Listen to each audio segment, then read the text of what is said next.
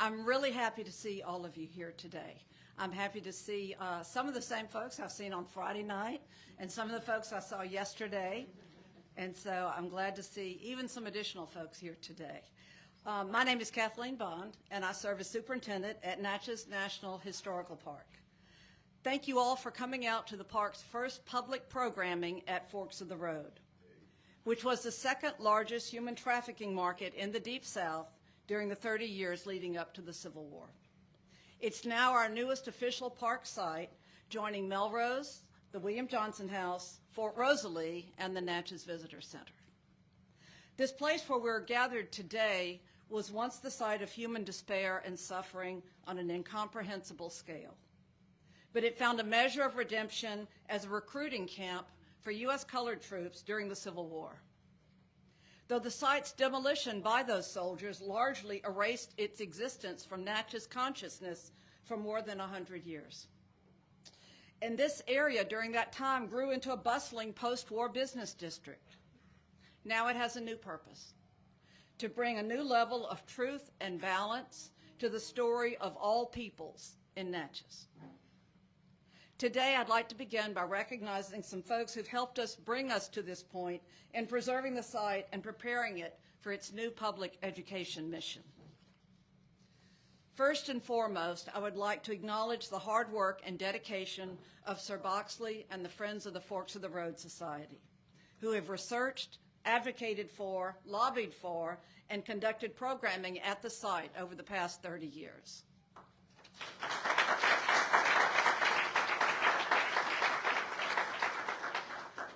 Secondly, the late Senator Thad Cochran, a great friend of Natchez, who in 2005 responded to Sir Boxley's plea for assistance by allocating funds for a feasibility study to determine whether Forks of the Road met the criteria to be added to Natchez National Historical Park, which it obviously did. Senator Cochran also shepherded the enabling legislation for the site through Congress in 2017, which allowed the National Park Service to begin acquiring land. And he helped us secure the necessary federal funding to do so. Thirdly, the city of Natchez, who generously donated the first parcels of land at Forks of the Road to the National Park Service in 2021, and whose $24 million transportation grant will restore the historic brick bridge over Spanish Bayou and create a pedestrian walking trail over the abandoned piece of Old Washington Road that runs over the bridge. This will enable visitors to trace the final part of the walk to the slave market made by chained coffles of enslaved people who had traveled roughly 1,000 miles down the Natchez Trace from Washington, D.C. and other far-flung areas. The grant will also improve the infrastructure around Forks of the Road and along St. Catherine and East Franklin streets leading to it.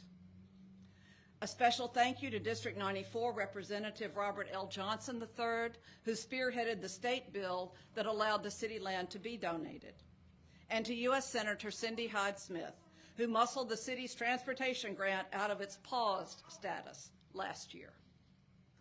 Thanks to all the private landowners who have generously worked with us in land acquisition, especially the local Jehovah's Witness congregation, in whose former Kingdom Hall we are gathered today. Your generosity is a great blessing to this cause. Next, I thank our philanthropic partners, the National Park Foundation and the Trust for Public Land. Stacy, wave at us. Trust for Public Land, whose support of our mission has meant more than $1 million in assistance with land acquisition and development. We are in year one of a 3-year human remains detection project at the site funded by our partners. And later this summer, you will see partner-supported improvements in the parking lot around this facility and a new walkway down to the exhibits on Liberty Road. I've lost a page. Next, I want to applaud all the hardworking National Park Service staff at the local, regional, and national levels who've had a part in preserving, developing, maintaining, and interpreting this nationally significant site. Staff, stand up. Daryl Beck, Jeff Mansell. I especially thank our historian, Jeff Mansell, who researched and designed our new Wayside exhibits and will present today's program. And lastly, I want to thank everyone who has participated in planning and carrying out this Julyteenth weekend. Thank you to Reverend Mitchell, Norma West, Tony Fields, Jamal McCullen for Friday night's program, and to Joseph Smith at 1720 Gallery for the great gathering afterwards. Thank you, Bishop Wells, for your time with us and for all the Trinity folks who provided support in the form of snacks and lunch yesterday. Thank you, Reverend Marvel and Reverend Caldwell, for your part in today's program. Thanks again to Jamal and our special student guests who have made this program personally meaningful. Thank you to the Natchez Historical Society for supporting the reception which follows this program. And thank you to the Natchez Democrat, the Bluff City Post, and WTYJ for their promotions.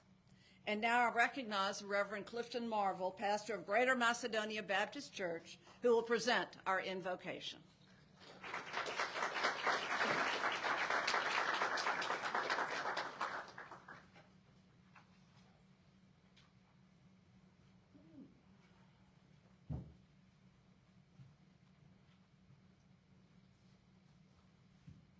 And good afternoon, everyone. This is the day the Lord has made, and we will rejoice and be glad in it. God of our weary years, and God of our silent tears, thou who hast brought us thus far on our way, we come to you this evening with hearts full of thanksgiving and praises upon our lips for all that you've done for us. We thank you, O God, for the good times and the bad times. Thank you that we can look back and see more good than bad, even in the time of trials and tribulations. Thank you, O God, for bringing us through the storms of life, the persecutions, the mistreatments, the disenfranchisement. And yet you kept your eyes on us and brought us to this appointed time where we might be recognized as a people. Your word says, God so loved the world that he gave his only begotten Son, that whosoever believeth in him should not perish, but have everlasting life. We thank you, O God, that we as black folks are included, O God, in that invitation.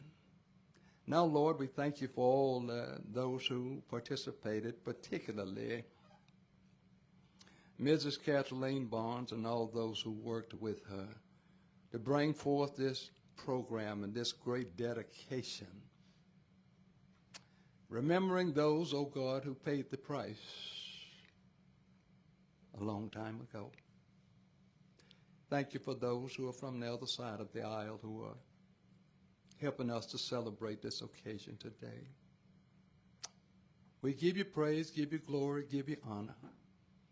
Remembering that your word says, I change not. We need you today. We need you always. Pray for your continued blessings today. Pray for the generations to come that they will be appreciative to you and all that you have done for us, particularly black folks. It is in the mighty name of Jesus we pray. Thank you again for hearing our cry and answering our calls in days past and gone, and even now. And, oh Lord, when life's journeys has come to an end, pray that you would gather us on the other side, that we may join those who paid the price years ago. In his name we pray. In Jesus' name we pray. And everybody said, amen. Amen.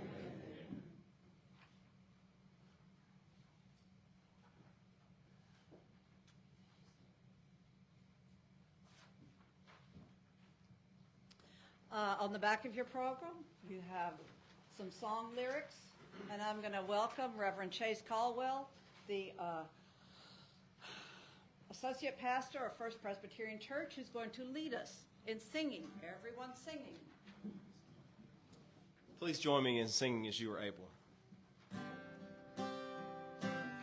Oh, beautiful for spacious skies, for amber waves of rain, for purple mountains' majesty, above the fruited plain. America, America, God shed His grace on thee, and crown thy good with brotherhood from sea to shining sea. Oh, beautiful for pilgrim feet, whose stern impassioned stress a thoroughfare for freedom beat across the wilderness. America, America, God mend thine every flaw. Confirm thy soul in self-control, thy liberty in law.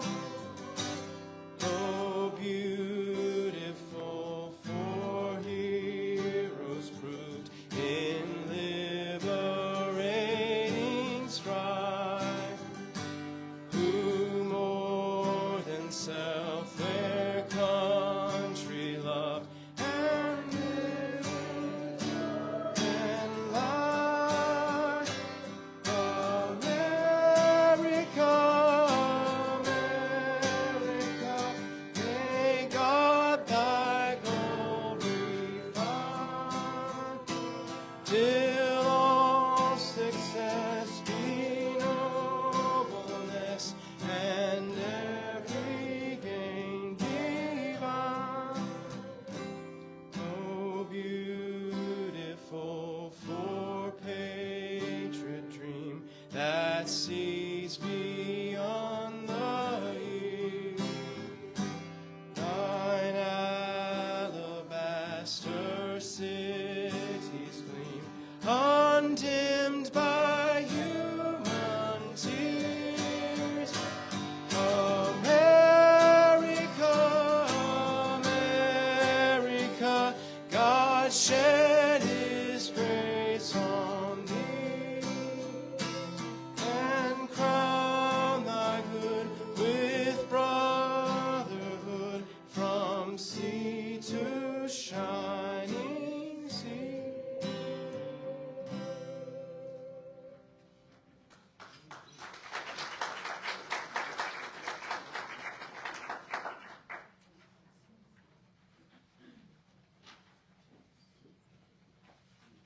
Are you ready, Jeff? I welcome now Jeff Mansell, the historian at Natchez National Historical Park, who has been with us for about 15 years now. 15 years this month, This month. July the 11th. Perfect. So I turn it And back to Jeff. I can't think of a better way to celebrate my anniversary than to be here today. I feel very special being here because I hope this is the first of so many programs that we present here. And also because I'm going to share with you, with the help of 8 assistants who are sitting on the front row, what I believe to be the most important research this park has ever undertaken. Certainly the most important research that we've undertaken in the 15 years that I've been here. And I want to explain a little bit about that research, and then we're going to jump into the program. This will set the stage for our presenters today. As you know, the Forks of the Road, as Kathleen mentioned, the second largest site in the Deep South of human trafficking. It also became important because it became a recruitment and enlistment center for the thousands of able-bodied freedmen who were pouring into the city of Natchez, eager to join one of the various regiments of the United States colored troops then being raised in the Natchez district. After they joined the U.S. colored troops in 1863, they immediately qualified to receive a pension from the federal government. That Pension Act was passed in 1862. So those men who survived the war could apply for a pension. Early pensions were based on a disability. You had to prove a disability to receive a pension. For the last 2 years, we have been exploring pension records for U.S. colored troops at the National Archives in Washington, D.C. Those pension records are invaluable. They are inspiring, they are heartbreaking, they are gut-wrenching. They are, as we said on our Wayside panels, records of resilience. And we're going to share that with you today.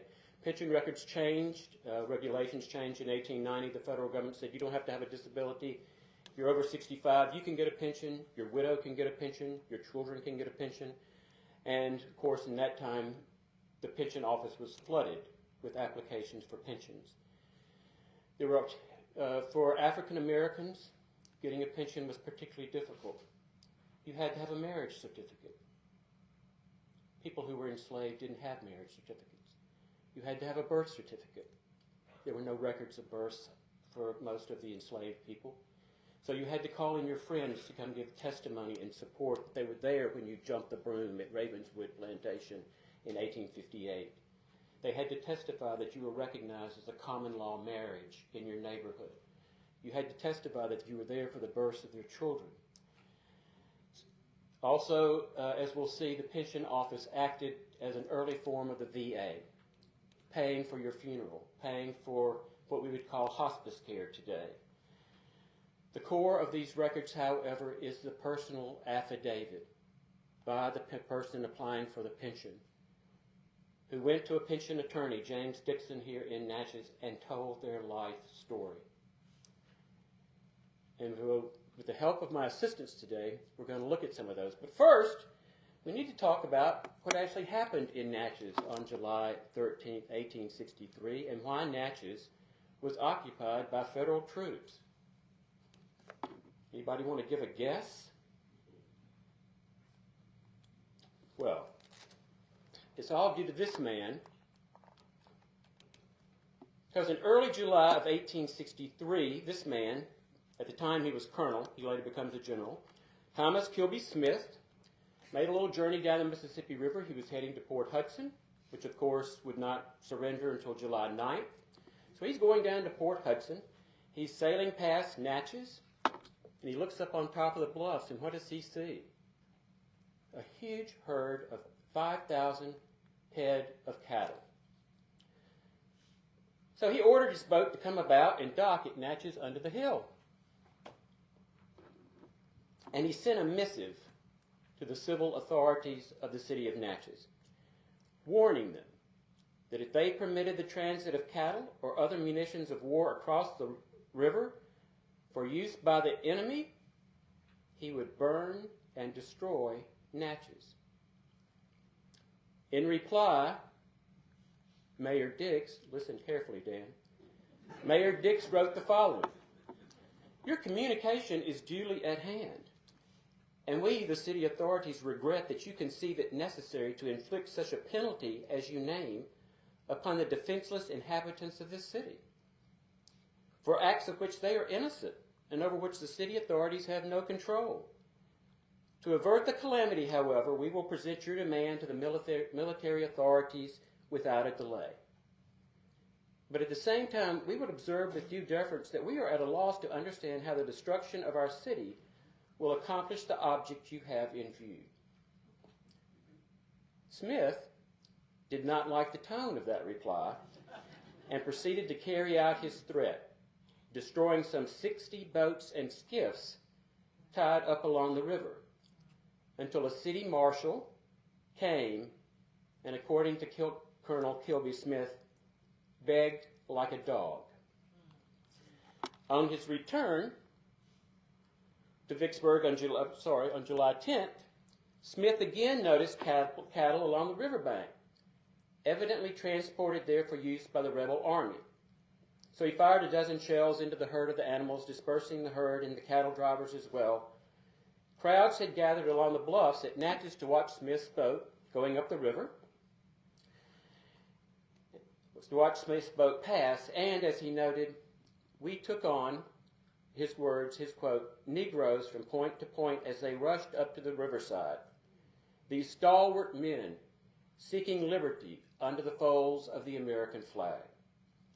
Upon reaching Vicksburg, Smith impressed upon Grant the need to occupy Natchez, and on July 13, 1863, federal forces entered the city. Having a little trouble with this morning.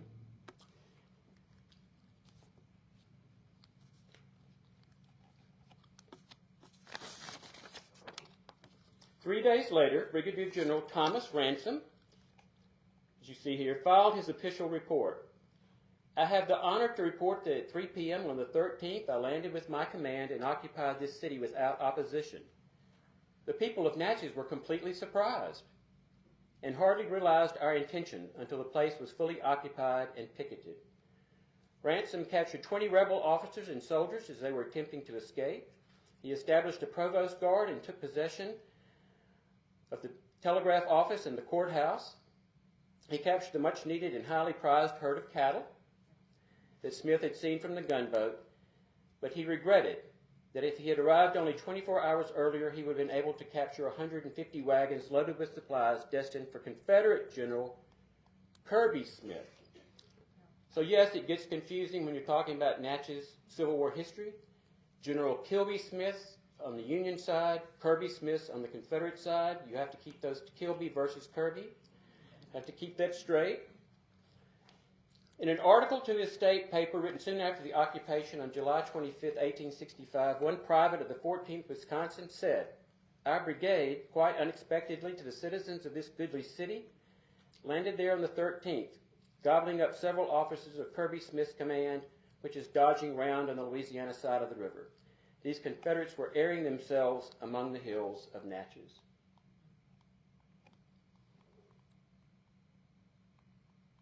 And here is a German paper's description, illustration of federal troops disembarking under the hill to take occupation of the city of Natchez. And here we see Union troops at the Adams County Courthouse. Here they are. You can tell they're wearing blue uniforms. For the next 2 years, federal troops walking and patrolling the streets of Natchez were commonplace. Numerous infantry, artillery, and cavalry units were either stationed in Natchez or passed through on their way to other campaigns, other battlefields. The 28th, 29th, 30th, 72nd, and 95th Illinois, the 12th, 14th, 17th, 18th, and 29th Wisconsin, the 3rd and 23rd Iowa, the 83rd Ohio, the 30th Missouri, the 1st Kansas, and the 8th New Hampshire infantry regiments were assisted by the 4th and 5th Illinois Cavalry and the 8th and 22nd Ohio Artillery Battery.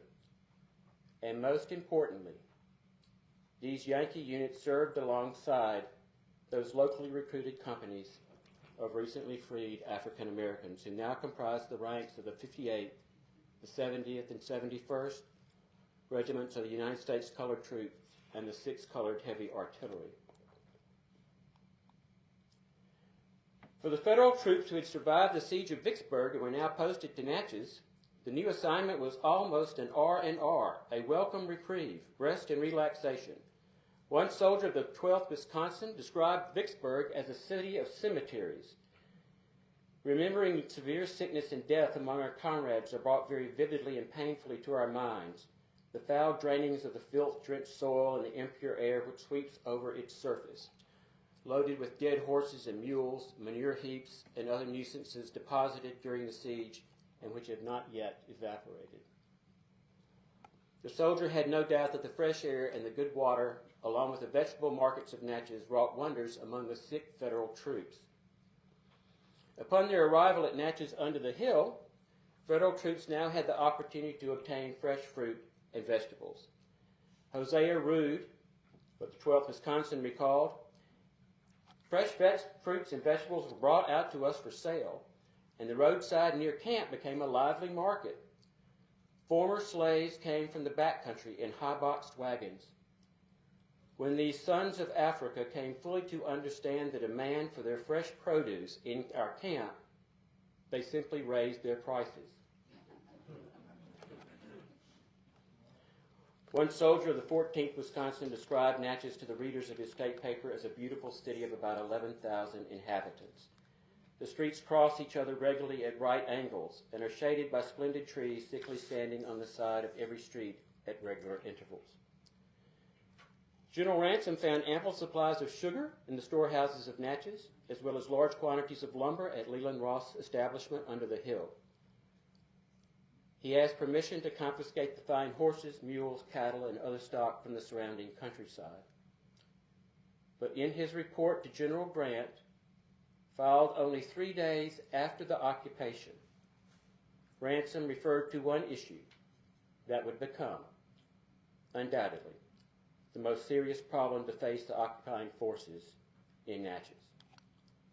He asked of General Grant, "I desire some instructions as to what policy I shall pursue with regard to the Negroes. They flock in by thousands. I am feeding about 500 and working the able-bodied men among them. I cannot take care of them. What shall I do with them? They are all anxious to go, but they do not know where or what for." By July 24th, just think about this, July 24th, 11 days after the occupation, the situation had become critical. A Chicago newspaper reported that so many women and children had swarmed into Natchez that Grant had been forced to close the picket lines. While able-bodied men were placed in newly created army regiments, federal troops were at a loss as to what to do with the women, the children, the elderly, the infirm. Officers were instructed to advise the formerly enslaved to work for their previous owners for wages. And although a number of planters signified their willingness to hire them, the freedmen, understandably, refused to have anything to do with their former enslavers. The article predicted that if placed in contraband camps, they would become indolent, filthy, and will and do sicken and die. When that newspaper correspondent left Natchez, he witnessed large crowds of freedmen now congregating outside the picket lines, waiting to be allowed into the city. By August 16th, 1863, the day according to the New York Times that General Grant visited Natchez, the paper estimated the number of freedmen seeking refuge in the city of Natchez at 6,000.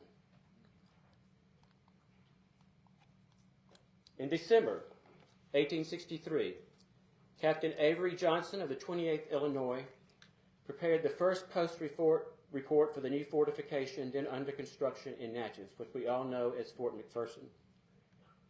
Here you see the federal troops that are here, the 28th and 29th Artillery.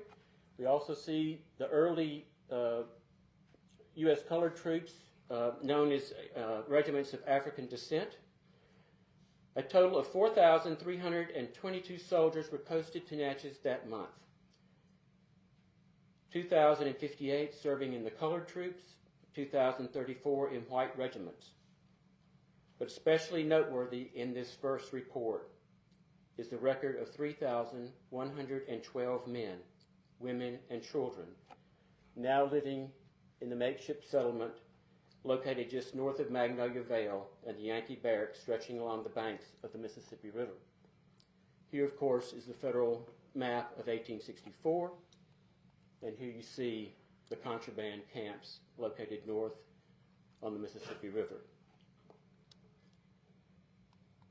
The Catholic Bishop Henry Elder's diary is filled with notations of his visits to the camps along the river, as well as to a separate contraband hospital which had been established for African American troops at the forks of the road. The early elderly African American men, women, and children lived under the hill, and able-bodied men were quartered at the camp at the forks of the road. Elder notes that he baptized sick infants and gave last rites to the scores of freedmen that perished daily in the suffocating, filthy, disease-ridden settlements.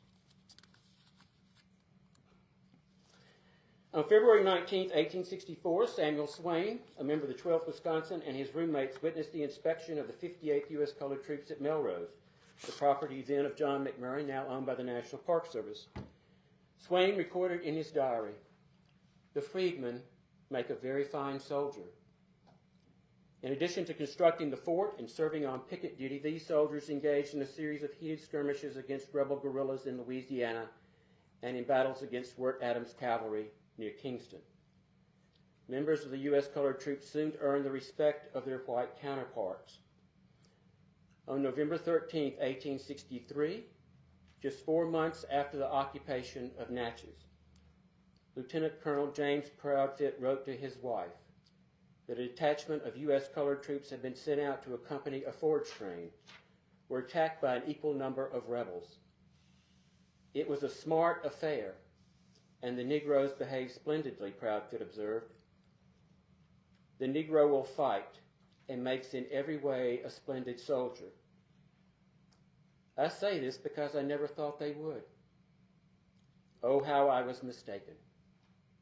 The Army all realizes the fact, and a good feeling exists toward the colored soldiers.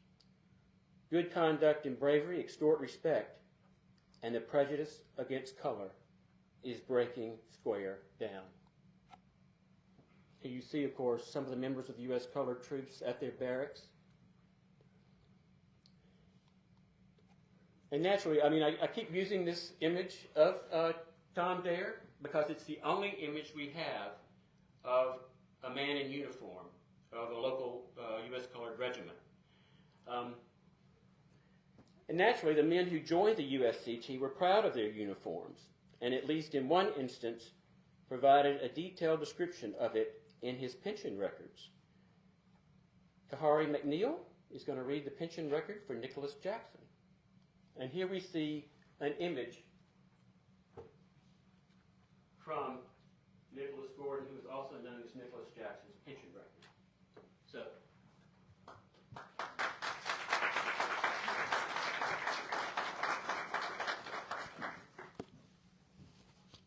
good afternoon.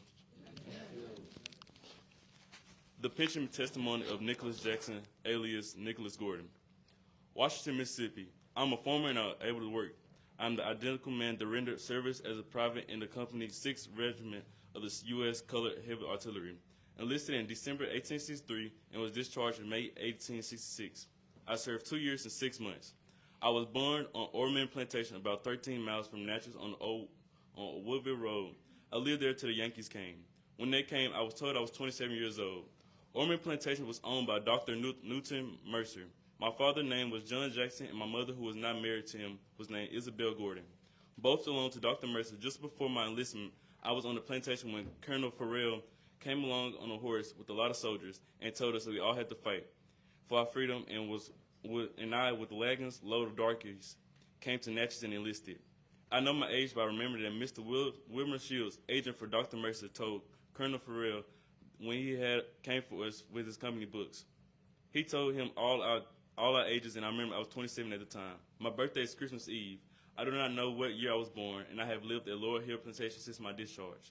We remained under the hill until the fort was built. Then we came up on the hill and occupied the fort. While I was in service, I did guard duty every other day. I would be on watch out for 8 or more hours a day. When I enlisted, I was given a uniform with brass buttons with eagles on them. My coat or jacket had red bands, 3 or 4 on the sleeve. There were no stripes down my trouser plans. The officers had those.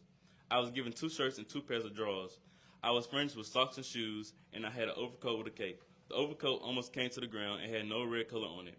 At first, we were given black hats with feathers on them on the left side, and later we got caps with shiny leather visors down over our eyes. I had a musket and a bayonet, cartridge, and a belt that I wore over my jacket. I had my canteen and my haversack and a knapsack. I carried my haversack over one shoulder, and it would come down over the other side, and the canteen was do the same and went the same way on the other side. This statement in my claim that I was known only by the name of Jackson's after the war is a mistake. I have not my discharge certificate. It was stolen with my clothes and trunk about a year after I was mustered out. I have no attorney that I know of, and I promised to pay Bob Woods of Washington, Mississippi, $10 if I get my pension. He had been doing my writing for me. I have no complaint to make as to the manner, conduct, or fairness of this examination. I have understood all questions you have asked me, and my answers to them have been correctly recorded. Thank you.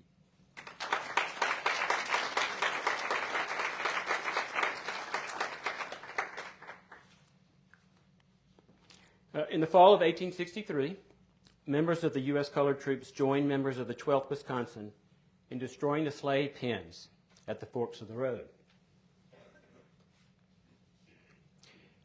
In a letter to the Milwaukee Journal, an unidentified member of the Wisconsin Regiment wrote the following: "Our first quarters were in a long range of barracks used for a number of years as slave pens.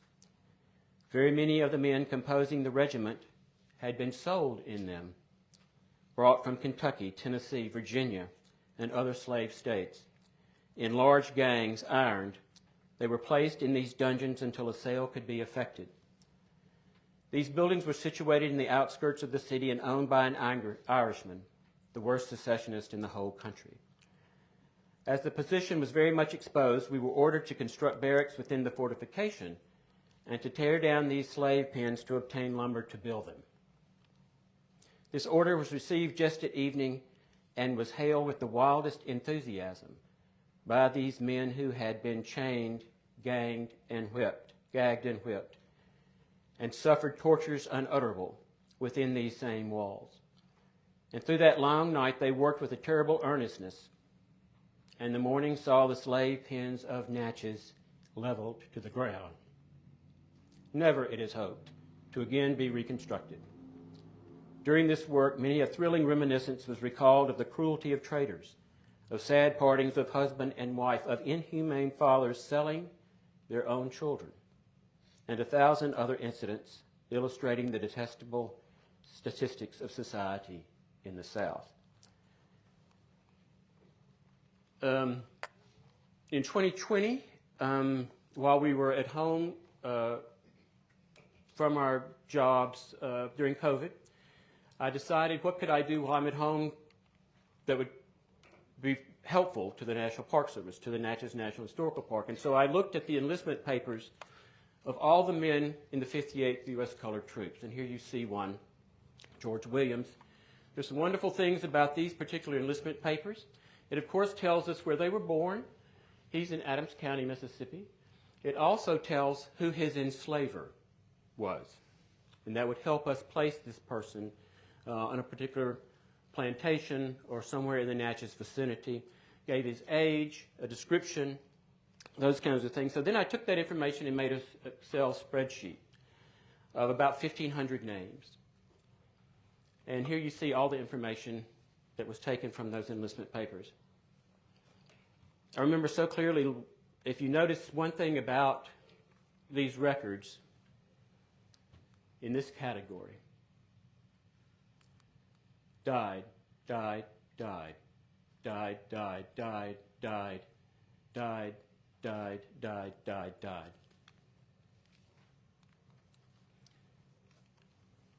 Of the 1,534 enlistment records that we looked at, 459 of these men died of disease, often within the first 2 months of enlistment. I remember so clearly looking at one of these Excel spreadsheets, and at the top of it was a man who was 45 and had enlisted in August. 16th was a big day for enlistment, and he died in October, 2 months later. And I sat there and I thought to myself, my God, you spent 45 of your years enslaved, and then you taste freedom, and 2 months later it's taken away from you. I mean, you had the rest of your life as a freedman. That same page, at the very end, was a young man who was 19, enlisted in August. He too was dead by October, and I thought, he had his whole life ahead of him, his whole life, and died within 2 months of enlisting in the U.S. Colored Troops. That's hard to grapple with. And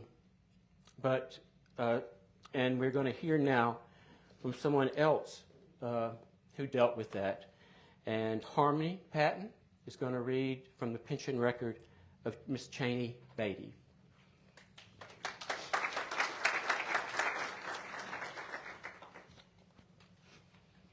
Hello, My name is Harmony Patton. I'm a sixth grader at Morgantown Elementary, and I'm going to be reading from The Life of Cheney Beatty. Miss Cheney Beatty, the mother of the deceased soldier Daniel Beatty, aged 75 years old, whose post office address is Bullets Bayou, Concordia Parish, Louisiana.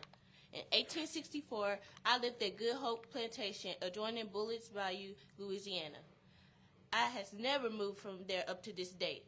At date of death of soldier, my family consisted of my husband, Daniel Beatty, age unknown, our three children, Rachel, Melinda, and Cheney, aged then respectively 23, 21, and 17. My husband was unable to work, and I have had no one legally bound to support me since death of my said son. That by the permission of Captain Chatfield, U.S. Army in command of Company F, 58 U.S. colored troops, I carried my said son home from the camps at Natchez, Mississippi, on a Tuesday, and there on Sunday following, he died of the disease from which was suffering at the time of his removal. I went in person to Captain Chatfield in order to get his permission to take my son, Daniel Beatty, to my house under the hill in the city of Natchez, where he died as stated. That said soldier was 19 years old at his death. He was never married. I owned no property, real or personal, in 1864, in or before or since. My husband never owned any real estate. My husband is very old, feeble, and crippled and unable to work. Both he and I were dependent upon for support. Said soldier was our only and sole means of support. Thank you.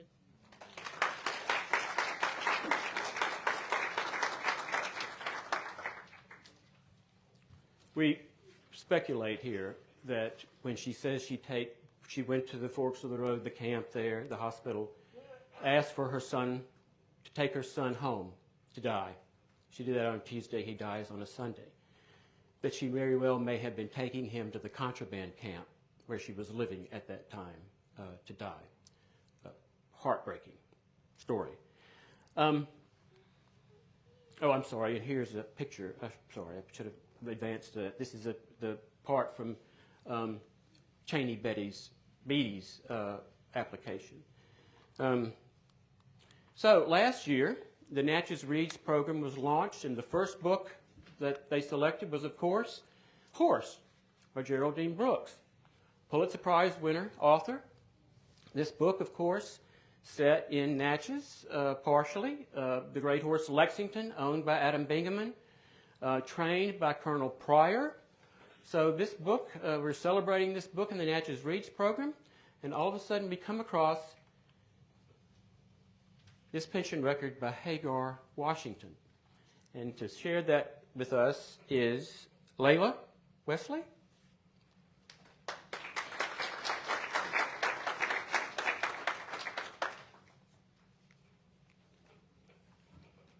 Hello, my name is Layla Wesley. I'm a freshman at NECA, and I'll be reading life of Hagar Washington. My age is 55 to 60 years. I live about 1 mile from Natchez, Mississippi. I claim a pension of widow of George Washington, who served in Company E, 58 U.S. colored troops. My husband's certificate of discharge is in a pension borrowed. I gave it to Mr. James Dixon a year or two ago, and he forwarded it. Prior to the war, I belonged to Colonel Ben Pryor and George Washington, Mr. Bingaman, 2-3 miles from Natchez. Colonel Pryor was a horse trainer for Mr. Bingaman, and George Washington attended to Mr. Bingaman's horses. I had been brought by Colonel Pryor when I was a little child from the traders on the forks of the road, who raised me and kept me and his family as a nurse. I became acquainted with George Washington 3 to 4 years before our marriage. 7 to 8 years before the war. We were not regularly married. We just took up and lived together as man and wife. Neither of us had ever been married prior to that time. And shortly after George Washington enlistment, we were married by Mr. Wright, chaplain of the regiment. Every fall and winter, Mr. Benjamin used to send his horses to Colonel Pryor for training, and George Washington and I passed the seasons together. While later in the spring and summer, my husband had to go with the stock to stock the races. We were guarded by people in the neighborhood as husband and wife. My maiden name was Hagar Johnson. At the time of my husband's enlistment, I had 3 children, Virginia, Madison, and Elizabeth. Sarah, Francis, and Richard Eugene were born during his service.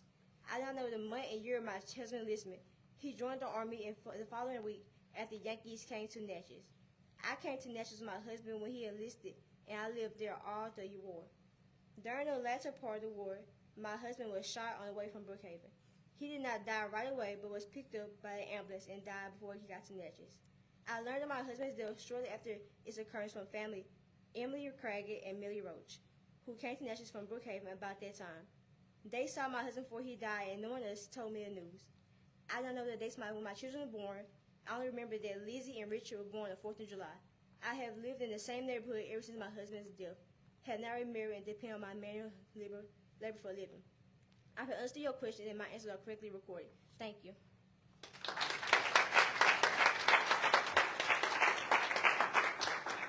As you can tell, Hagar Washington is responding to a series of questions. Do you own any property? Did your husband own property? Did he ever serve in the military after his service in the U.S. Colored Troops? And so she's answering, no, we don't have property. I didn't have property. My husband didn't have property. All of these things. No, he didn't serve in the war. And you see that in all of these pension records. As I said, I wanted to show you this one, and we're going to hear about the sad case of Robert Pipes from Ryan Smith, the poorest of the poor. Robert is crippled and blind. He lives the last of his years in the poorhouse here in Adams County. In 1910, pension regulations changed, and if you could prove that you were over 70, your pension per month went from $12 to $15. That pensions started off with $8 after the Civil War. They would gradually increase. By the 1930s, those few that were still living, getting pensions, were getting about $30 per month, and they got these quarterly. So he's petitioning that I'm now 70, so I get a raise. Please send that to me. And so let's hear from Ryan Smith as he relays Robert Pipes.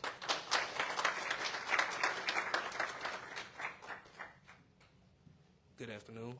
I'm Ryan Smith. I am currently a senior this year at Natchez Early College at Copart and Lincoln, and I will be reading about the story of Robert Pipes.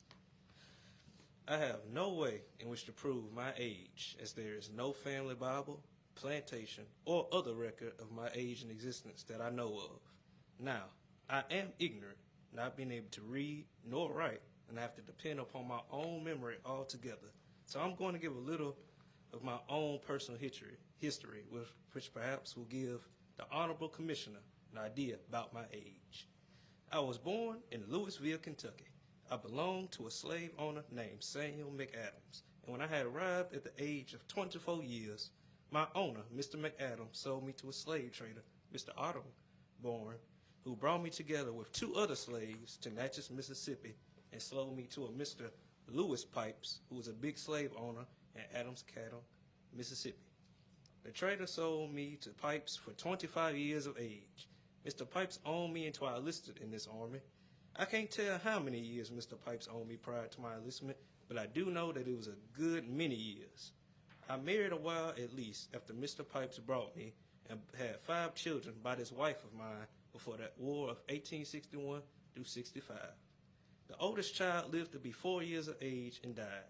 The 4 oldest children died prior to my enlistment, and the youngest died just a short time after my enlistment. This youngest child was 2 years old when it died. I married this woman, Louisa, a slave of Mr. Lewis Pipes, about 2 years after Mr. Pipes bought me. Louisa died while I was in the Army. I have striven to show my age by a short history of my life, which shows my age as heretofore state, and which makes me 74 years of age this year, and as I'm unable to furnish any other record of my age. I trust the Honorable Commissioner will accept it as true and correct. I further declare that I have interest in the above claim, and I am concerned in its prosecution. Thank you.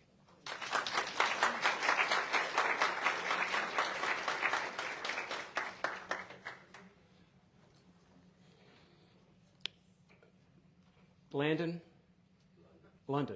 Oh, I'm sorry. She's now going to read the pension record for Daniel Parker.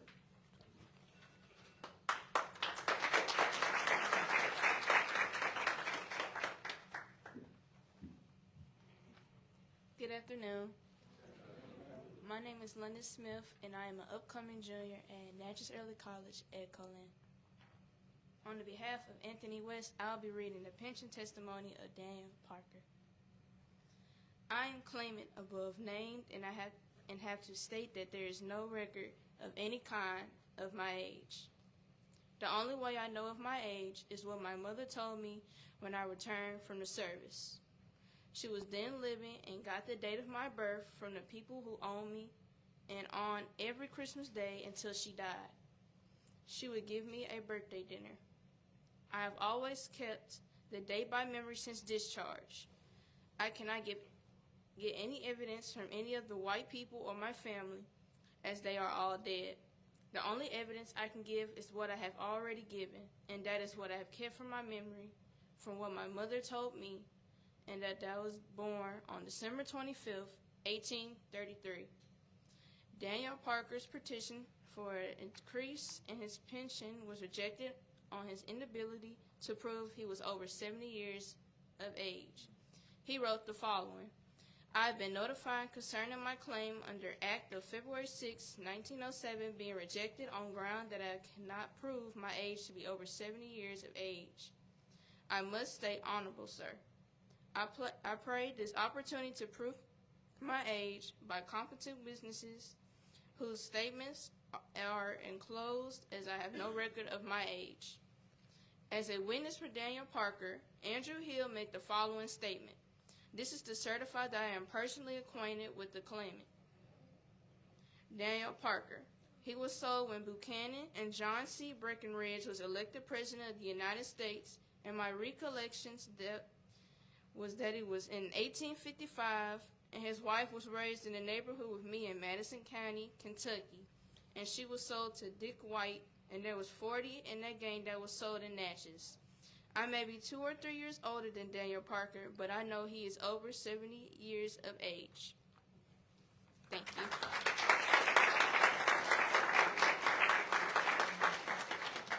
Winding down, we have two more, and one is Gabriel Washington, and this is one particularly interesting. So, and Mason Bolden is going to. I'm Mason Bowden, and I'm a graduate of Natchez Early College at Colin. I'll read the pension testimony of Gabriel Washington. I was born in Richmond, Virginia. When I was quite a small lad, a slave trader brought my mother, sister, and myself south. We were sold to Major O'Neill, who owned a plantation in Amite County, Mississippi, and took us and put us in his plantation and kept us there for several years when he divided his estate. And my mother and I fell to Major O'Neill's daughter, who had married Mr. Jim McKinney, who owned a plantation in Franklin County. Mr. McKinney took my mother and myself. My sister had died in the meantime, to the plantation. I was a boy of about 12 or 15 years of age. Now, after several years had elapsed, Miss Lucy had died, and we were again sold to Mr. Quint Holly, who paid $999 for me and took me to his plantation, where I remained until I enlisted in the Army in 1863. When Mr. Holly brought me, I was practically a man, as would be observed from the price he paid for me. Several years after he bought me, I married one of his slaves, whose name was Betsy. I had 4 children by Betsy, the older one being about 10 or 12 years of age when I left to go into the Army. When I was put on the block to be sold, the trader, in describing me, told the purchaser that I was born in 1833, and I have always remembered it. I have always gone by that age and truly and honestly believe it. I have indeed been here many, many years. I have endeavored to give a short history of my life, which I deem to be very good evidence regarding my age.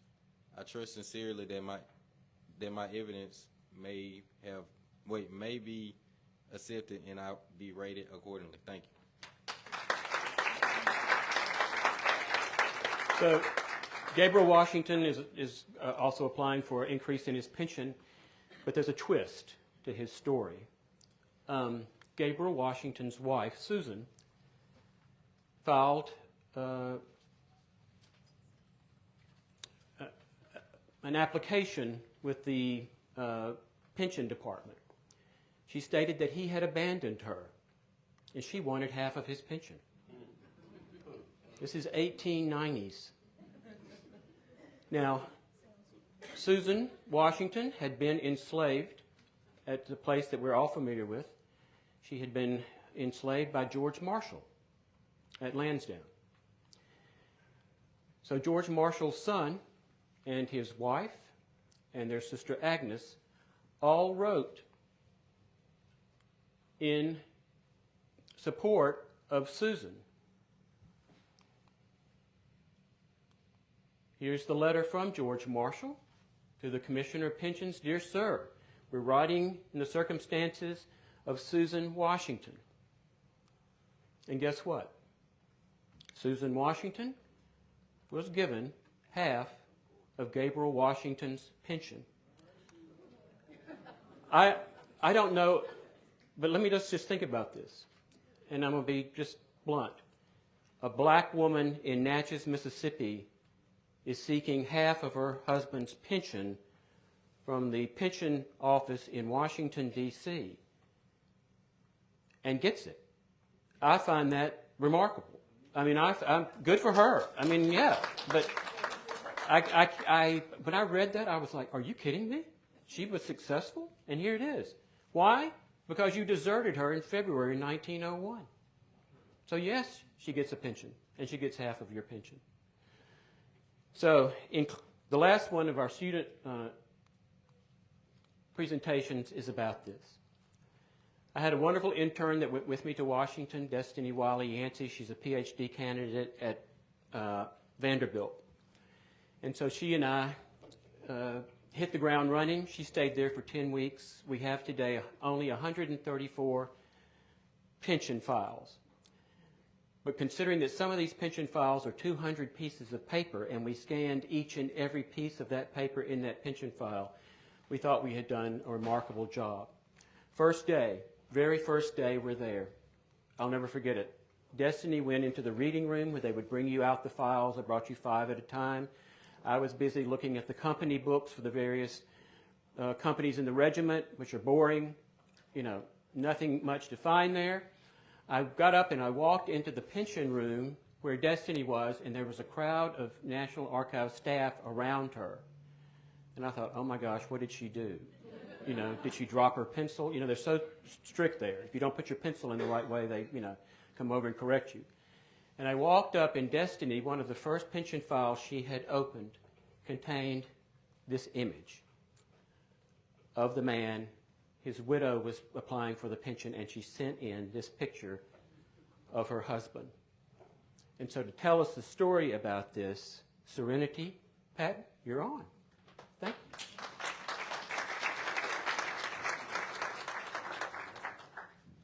Good afternoon. My name is Serenity Patton. I am a freshman at NECA at Colin, and I will be reading the pension testimony of Priscilla Collins Britt. I am 50 years old, the wife of Charlie Britt, a farmer, but I live in town and I cook and wash. Post Office, Grenada, Mississippi. I am the same person who is claiming a pension as the widow of Lewis Collins, who was a soldier in Company A, 58th U.S. Colored Troops, and who served under the name Louis Broadus, which he said was his master's name. His regiment was stationed here part of the time, and I met him when he was a soldier here. He was induced to me as Lewis Collins. His regiment was sent to Vicksburg to be mustered out, and he came back here and married me in the fall. I was bred and born here. My maiden name was Priscilla Harris. My father, Hilliard Harris, is dead. My mother, Carrie Ann Harris, is living.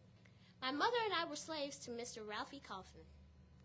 I have lived here all my life. I was only 16 then, and he had never been married before, or so he told me. He was a young man, perhaps 25 when we married. Said he was bred and born in Norfolk, Virginia, a slave to Brodus, Mr. Brodus, and was sold to some man in Louisiana, and he was in Louisiana when he went off to the Yankees. Lewis said Collins was his father's name among his comrades, even while in the army. For I used to go to the camps to see the dress parades and heard the boys calling him, some Brodus and some Collins. I had 8 children in all by Lewis Collins, 4 of whom were under 16 when he died. I show you herewith the only record I have of their ages. It is a leaf of my big Bible, which was drawn off into a little testament in which the children's ages have been previously recorded. Said little testimony has been lost or destroyed. Here is a picture of it in my husband's hand when he had this picture taken about 1879 or 1880. I don't know who put their ages in the testament, for Lewis Collins could not write.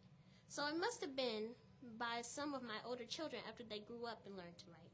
My son Hosea drawed it off onto the Bible. I remember the months and the birthdays of my younger children and give them from memory, but I can't give the year any of them were born. This is the best I can do about that. The Masons buried my husband, and the date of April 3rd, 1888 is taken from the records of the lodge. After his death, I did not remarry, take up with, or live with any man as his wife until I married Charlie Britt. I had no property of any kind except the little house and lot in Grenada that Lewis left me, worth about $500 now. I had no income from any source except my own daily labor while I was Lewis Collison's widow. I have read this and it is correct. Thank you. So this is, you saw Tom Dare's photograph, and now we have this photograph of Lewis Brodus Collins. The only two known images, 19th century images we have of men who were in the U.S. colored troops. This made my day when there. I actually broke down later that afternoon when I realized what we had found in this record and how important that would be. So I'm sitting there in my office one day. Jamal McCullen and Royal Hill come to see me. They want to talk about this research that we're doing. You know, telling me about all these pension records that you're researching. Do you have a list? Do you have a list of the men? I said, sure. And so I was scrolling through it, and all of a sudden Jamal goes, stop, stop, stop. Richard Lemon? Richard Lemon? I said, yeah, Richard Lemon. He said, that's my great-great-grandfather.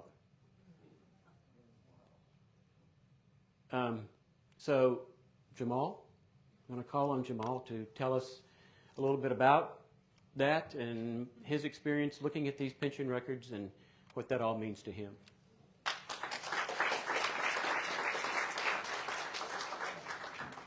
First of all, I want to thank Jeff for the remarkable research he's done, and for Miss Kathleen for the leadership she has given to the National Park Service. Yes, the story with a slight correction on the relationship. Yes, Jeff did give me the privilege of coming down and helping him review some of those pension records as we were going through them. A name caught my eye, which was Richard Lemon. I was familiar with the name from doing my own family research, and it wasn't that he was my 3 times great-grandfather. I saw the attached name of Josephine Lemon, and I said to Richard, wait, stop, Richard Lemon. You mean this one, Josephine M. Lemon? Right, that one. That's it right there.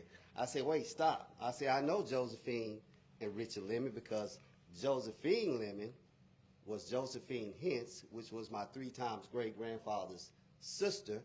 And all the research I had done, I found she had married a Richard Lemon, and I lost track of her from there. The latest record I had was them being married in 1872, and Jeff blessed me with being able to look at those records, and I learned so much more about my Hintz family from those records. I'm sorry. Their enslavers, relationships they had. That's really all I want to say. That's great. Thank you. It was a blessing to learn so much more about myself and my family from this record. Thank you, Jeff. So, just to wind down, a thank you to all of our presenters. You're fantastic. I am obsessed with pension records. Kathleen often sticks her head in my door and says, you know, you have other things to do than read pension records. And I nod, and then she walks away, and I go back to reading pension records. So these records of resilience are remarkable. As I said, they are uplifting. They're heartbreaking. They will be the foundation of our interpretation here at the forks of the road, this side of conscience. We know the slave pens were destroyed in 1863. The site had already gained a whole new level of significance as a recruitment and enlistment center for those men who served in the U.S. colored troops. This site affords the National Park Service the extraordinary opportunity to tell 2 vitally important stories in our nation's history. The first, obviously, the dark and difficult story of oppression and bondage, of enslavement, of human trafficking. The second, a story of hope, of freedom, of self-determination, of self-emancipation, and to those men who put on a blue uniform, a story of patriotism. We are committed to telling both of these stories fully and accurately to the very best of our abilities, as we remain committed to fulfilling our mission so clearly laid out for us in our enabling legislation, to tell the stories of all the peoples of Natchez. Thank you so much.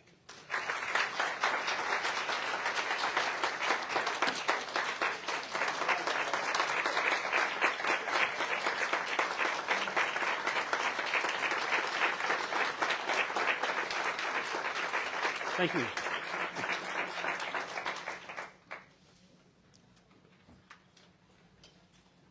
Thank you, Jeff. Thank all of our presenters.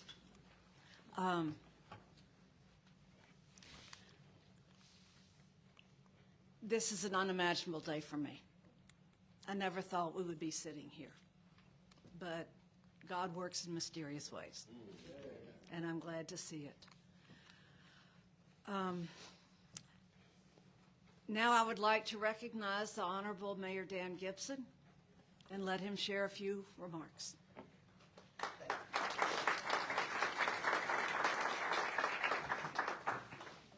I want to say that I am encouraged. I'm encouraged because I am witnessing here today a city that is moving beyond the old slogan where the old South still lives. And we are moving forward as a city where a new South is being reborn. We have gone through so much to get to this day, and I really feel like a Johnny-come-lately.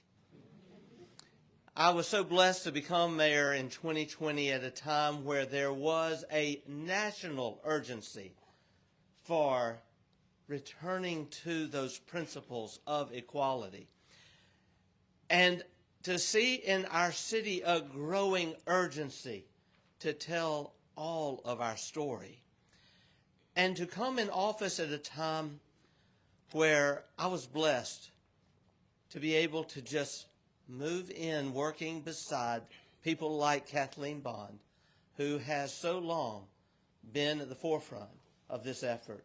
And Kathleen, I want to thank you because you have thanked everyone else, but I don't believe we would be here celebrating this moment if it were not for you.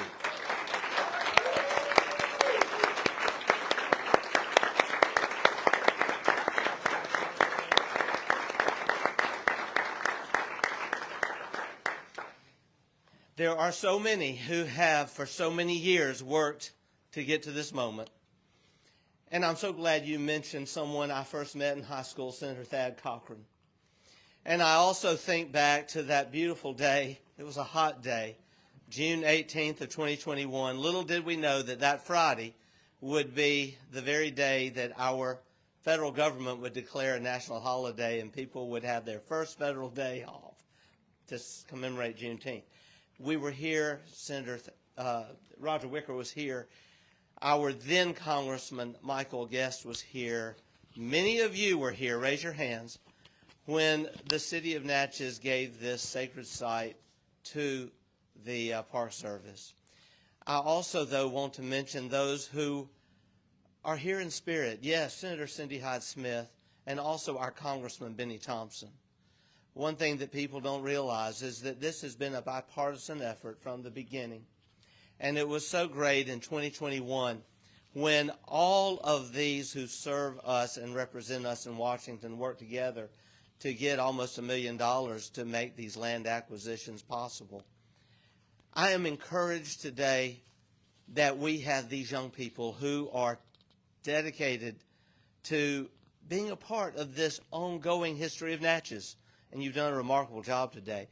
I'm encouraged, Jeff Mansell, that you have been one at that computer for so long now, bring all this history together for us. I am encouraged that we have Roscoe Barnes, who has written over the last several years over 400 articles telling all of our stories. I am encouraged that we have Reverend Clifton Marvel, who even from his days as president of our Natchez chapter of the NAACP has been there for every event, black, white, yellow, polka dot, representing just the love we should have for one another. I am encouraged by people like Debbie Cozy, who stepped out to become the first black member of the Garden Club and who is a real example for all of us. I am encouraged by Joseph Smith, who just this morning showed up with fried chicken, French fries, and all of this great help, along with so many others in our community, to support our firefighters and first responders during a moment of crisis this morning in our community, and so many others. I am encouraged because the old days of Natchez are behind us and the better new days are in front of us. Thank you, all of you, for being here today and being a part of this July 13th celebration. Kathleen, thank you for your leadership. And Bishop Wells, we are so grateful for you. Tomorrow at 9:30 a.m., we will have a special presentation of a proclamation that will, tomorrow on the day, July 13th, that will celebrate those freedoms that came to Natchez so many, many years ago. But may I remind you today that the work is not done, that there is still so much to do. And may we in this city be an example of a city that doesn't quit until all are recognized for the beautiful human beings that we all are in the eyes of God. A city that once was first in hate. Yes, a city that would have a slave market on this ground could only have been a city full of a lot of hate. Our prayer is now that that city will be a city first in love. God bless you, and Kathleen, thank you for letting me have a few words.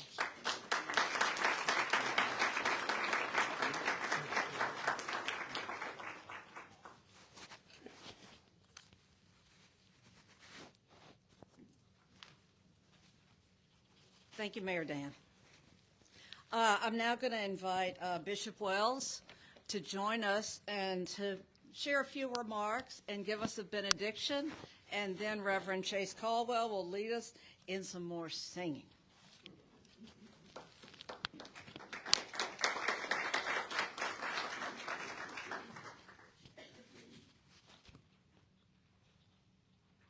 First, huge thanks to you, Kathleen. When Kathleen came to me and told me what project was underway and said, "Will you come?" I said, "You got to be kidding. I'm there. I'm there."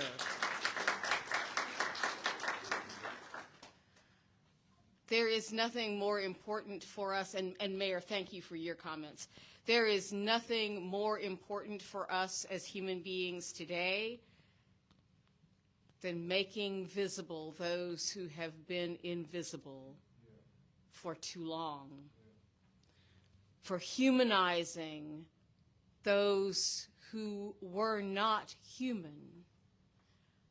I weep with you, Jeff, to find those pictures, to know what our sisters and brothers in this world looked like, even when they were not personalized for everyone else. It was heartbreaking listening to y'all. All the folks who were saying, "We don't know when we were born." We don't know.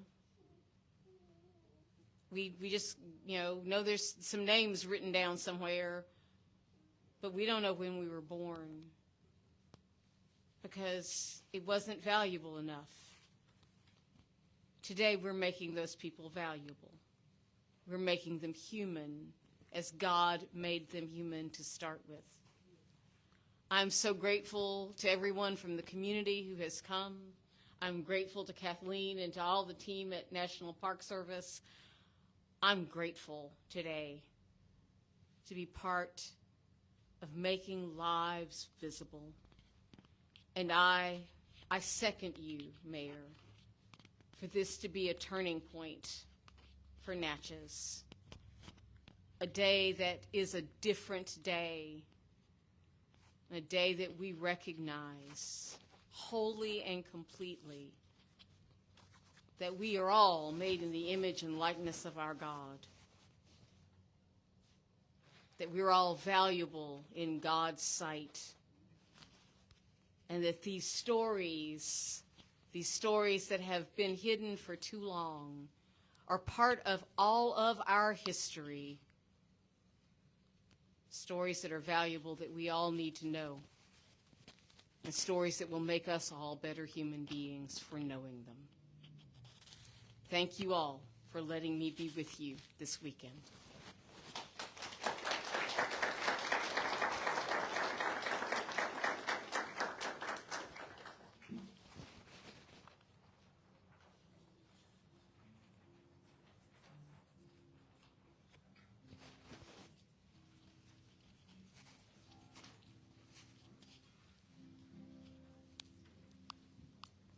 As you are able, please join me in stand and singing together.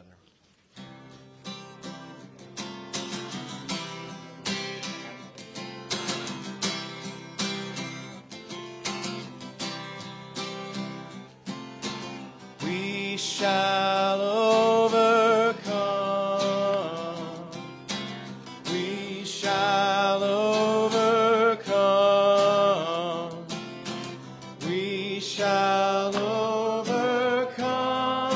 someday.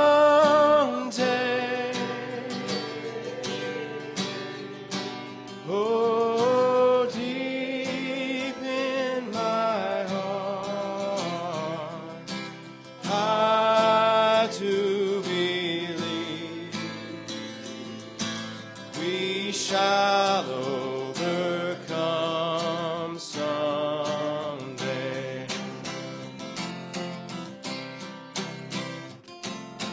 We'll walk hand in hand. We'll walk hand in hand. We'll walk hand in hand someday.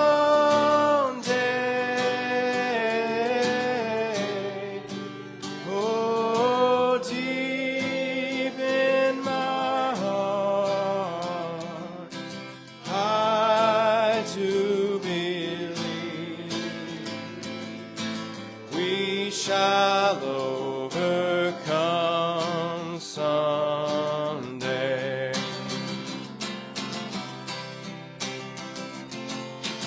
We shall live in peace.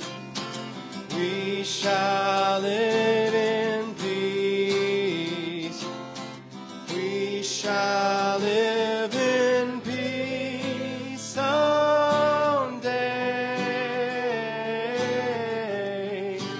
Oh, deep in my heart, I do believe we shall overcome someday.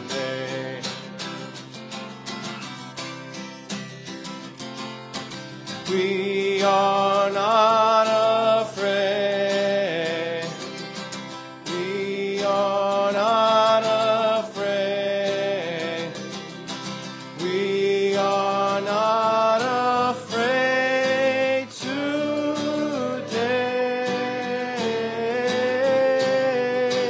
Oh, deep in my heart, I do believe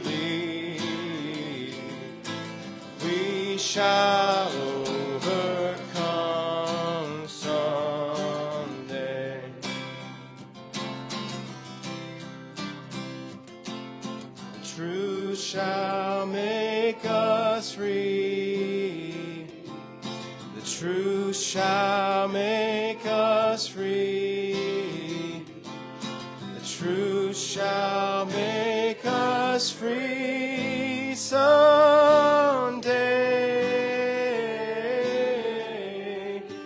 Oh, deep in my heart, I do believe the truth shall make us free someday.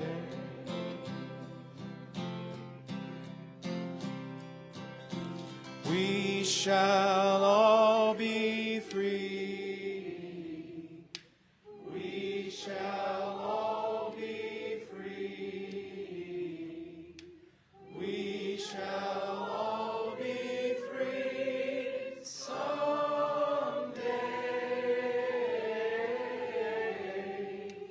Oh, deep in my heart, I do believe we shall overcome someday. All right, Jay.